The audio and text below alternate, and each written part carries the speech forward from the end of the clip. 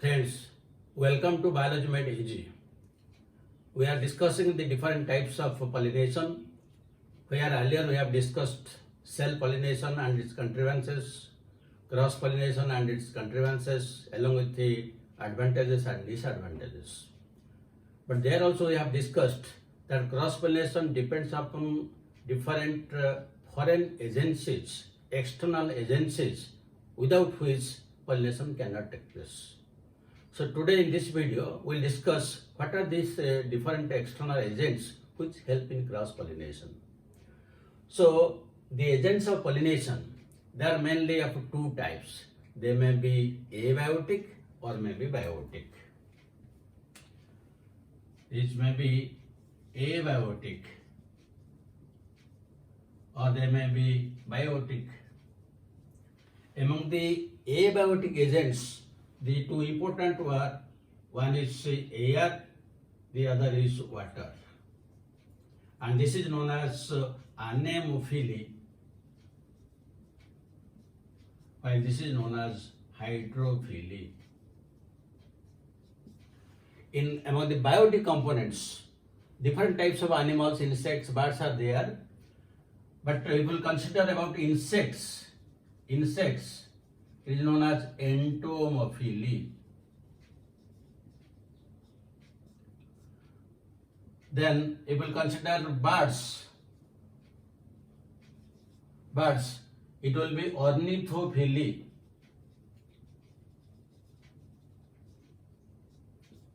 Then number 3, bats.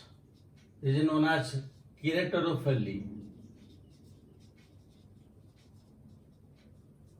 Besides, some others are there also. The snakes, that is known as ophiophily. Then number 5 is there ants. Ants is known as this is a myrmecophily.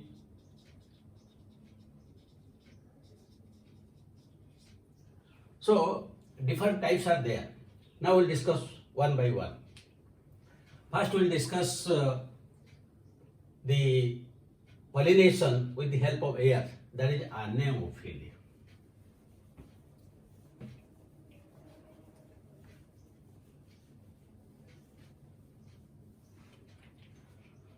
So first is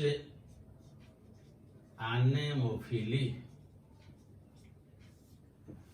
Now when we are discussing anemophily, that is when the pollination will take place by wind, how can we remember it very easily without much memorizing things? Now when the pollination will take place through air, through wind, whether the flowers should be very small in size or big in size, whether the pollen grain should be small in size or big in size, all these things we have to discuss. Because in wind pollination, there are cases where the pollen grains are blown away even up to 1300, 1500 kilometers, that is from east to west and north south they can move. There is one plant, that is Mercurialis annua. This plant, it produces nearly 13 billion pollen grains. That means a single plant produces 13 billion pollen grains.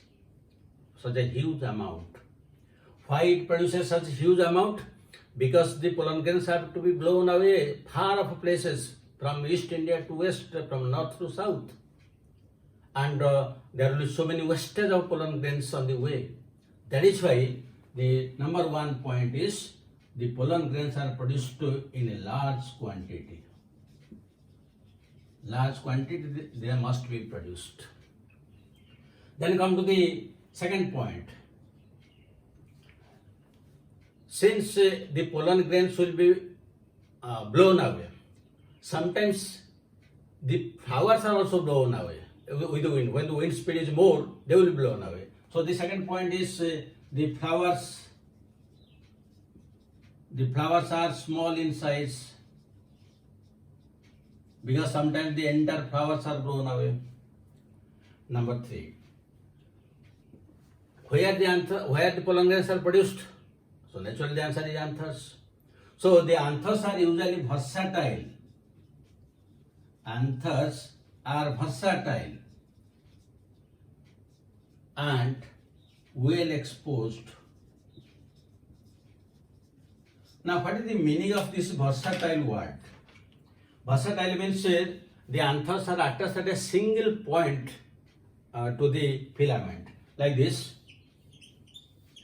The anthers are very big in size and it attached at a single point. So if there will be a wind current, it will be very high, the entire anthers will be blown. This is commonly found in case of most of the cereals like rice and wheat. And is well exposed so that when there will be high speed wind, then the entire anthers will be. This is known as versatile anthers. Now come to the next point. Now the anthers will produce pollen grains, produced in a huge quantity, large quantity, but these pollen grains should be small in size or large in size. So naturally small in size. Then the pollen should be dry or wet. So naturally the answer is dry. The pollen should be smooth or rough. So naturally the answer is smooth. Then the pollens should be powdery or they should be very big in size. So naturally the answer is they should be powdery. Powdery. There should be again the pollen grains should be they may be spiny, so that when they will fall on the stigma, they can be well attached. So these are the answers we can remember very easily from our mind. We don't have to memorize. Just to remember like this, automatically it will be remembered. So these are the characters of the pollen and the flowers. Now let us come to the female side. The pollen grains will be received by the stigma. So the stigma or the female reproductive part, also it has developed some device so that the pollen grains can be received very easily because the pollen grains are coming through the wind. So from the female side, what are the different devices?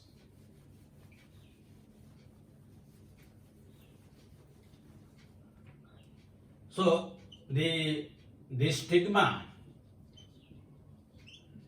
is well exposed, because unless the stigma is exposed, how the pollen grains will fall on it? If it is in truth, if it will be inside the flower, covered within the petals, then the pollen grains cannot fall. So it should be well exposed. Next point. In most of the cases, the stigma is branched and feathery. This will find in most of the members of a Poaceae. Poaceae means all cereals, rice, wheat, maize, sugarcane, they are coming under the family Poaceae. So here you will find the stigma is branched and feathery. Like this feather-like structures will be there, so that the pollen grains can be easily accepted by them. Then there are some other cases where you will find the stigma is brush-like, and here the example is Tifa. It is brush-like, so easily it can be accepted. So now you see, in both male and female side, there are different devices so that the pollen grains can be easily blown away far off places, and they are produced abundantly. Because on the way there will be wastage, it will fall not only the plants and the similar plant, it will fall on other plants, it will fall on our head, everywhere it will fall. That is why a huge quantity they are produced. Now besides these characteristics, there are again another one or two characters which you have to remember for this anemophily. So the other characters are usually in case of anemophilous or air pollinated plants, usually there is a single ovule in ovary. So you take the case of all the cereals, rice, wheat, maize, they have single grains, single ovule. Another important point, because the flowers are very small in size, they should be aggregated in the form of inflorescence. Flowers aggregated in the form of inflorescence. This point, ovule and this inflorescence, these two are very important. And here the common example, we can take corn cob. You have seen corn is maize. So in case of maize, what happens? This is the cob, and these are the different grains after fertilization grains.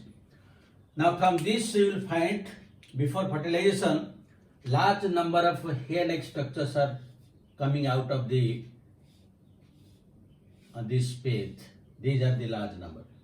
Now what are these structures? Now these hair-like structures are known as a tassel, and the tip of this is stigma. So the hair-like structures coming out of the cob of maize, they say that is nothing, that is known as tassel, but they are simply styles, and the tip of the style, that is stigma. So this is very important. What do you mean by tassel in case of maize? They are simply these styles. So in addition to corn cob, you will find most of the cereals like sugarcane, rice, wheat.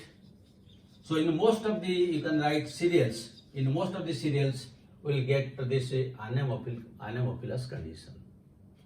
So this is all about the air pollinated the characters or anemophilous cloud characters.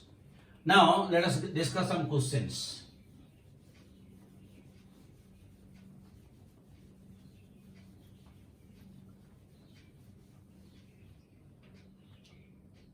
So one question,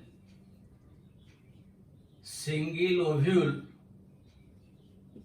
and inflorescence are characters of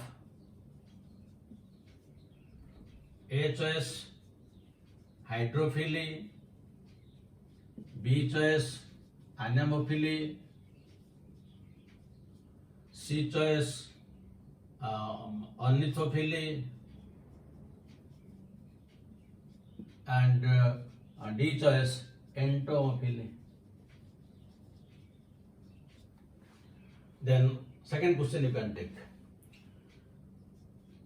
Pollen grains are produced in huge quantity in which type? A choice anemophily, B choice entomophily, C choice hydrophily, and D choice heterophily. These are the type of questions which are usually asked in different types of examinations, and very easily you can remember if you will put in your mind for wind what should be characters. In that way you can remember all the points, and it will become very easy for you to answer whatever may be the type of question. Thank you very much for watching. Have a good day.